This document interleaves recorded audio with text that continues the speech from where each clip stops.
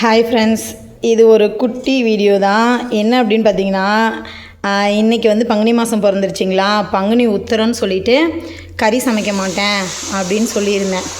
அதனால் இன்றைக்கி என் 2 உசுருங்களும் சேர்ந்து செல்லில் வந்து வீடியோ பார்த்தானுங்களாம்.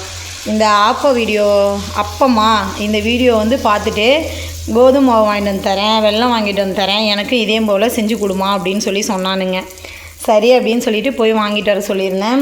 வாங்கிட்டு வந்து பார்த்திங்கன்னா வெல்லம் கொஞ்சம் வந்துட்டு இடித்து தண்ணி விட்டு அடுப்பில் சூடேற்றி அதை கொஞ்சம் ஊற்றிருக்கேன்.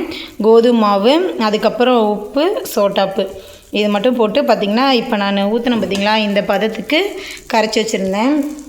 இதுக்கு வந்து சரி ஃபஸ்ட் டைம் நான் வேறு இதை ட்ரை பண்ணுறேன், இது எப்படி வரப்போகுது என்னவோ தெரியல அப்படின்னு நினச்சிட்டு இருந்தேன்.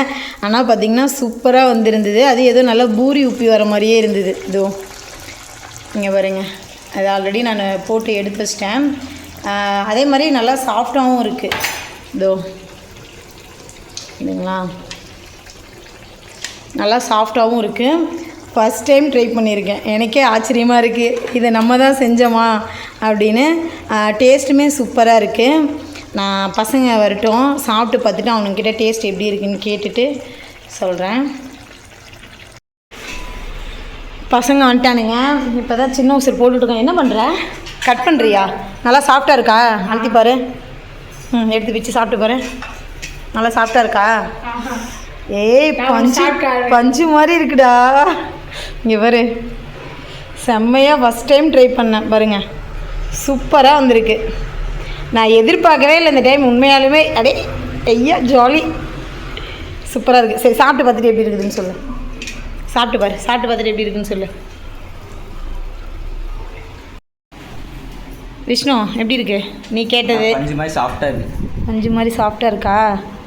இதை வந்துட்டு இது பெருநாள் கோயிலில் வீட்டு சாமி கும்பிட்டா கசாயம் சுட்டு தருவாங்க. ஆனால் அதில் வேறு என்ன மாவு ஆட் பண்ணுறாங்கன்னு தெரியல. ஆனால் உண்மையாலுமே சொல்கிறேன், சூப்பராக இருக்குது. நானே இன்றைக்கி எதிர்பார்க்கவே இல்லை. பாரு நவீன் எப்படி இருக்கு? சூப்பராக இருக்குது, பஞ்சு மாதிரி இருக்குது சாப்பிட்றதுக்கு.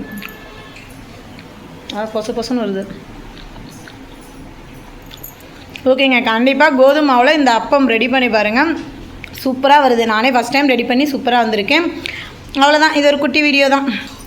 ஓகே, பாய்.